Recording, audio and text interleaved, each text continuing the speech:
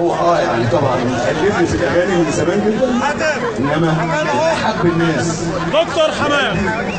وكنت على طول يجي القاهره لازم اشوفه، ونجم يعني الداخليه ما فيش حد، ده نجم واخد حته كده مستفرد بيها، وسيدنا احنا متبادلين هناك تمام، وصوته جميل ومواصفات نجم بجد، حد محترم قوي.